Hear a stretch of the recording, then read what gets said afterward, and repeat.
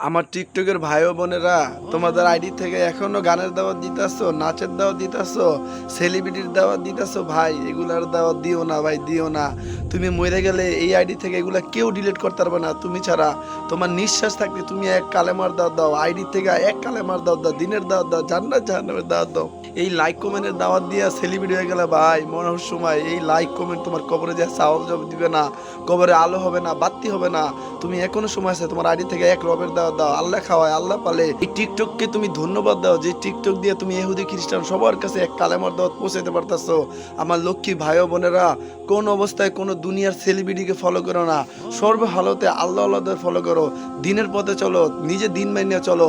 আল্লাহ ছাড়া তোমার কোনো গতি নাই, এই দুনিয়া গতি নাই, পরকালেও তোমার কোনো গতি নাই। কেন তুমি টিকটক আইডি থেকে, ফেসবুক আইডি থেকে, ইউটিউব আইডি থেকে তুমি কালেমার দাওয়াত না দিয়া লাইক কমেন্ট শেয়ার গান বাজনার দাওয়াত দিতেছো? আল্লাহর রাস্তে দিনের খাতিলে তোমাদের পায়ে ধরি। তোমরা এতদিন যেই দাওয়াতগুলো দিছো সব ডিলিট করে ফেলাও, মাকলুকি দাওয়াত ডিলিট করে আল্লাহমুখী দাওয়াত দাও। নফসাই জিন্দিগি না করে রবসাই জিন্দিগি করো।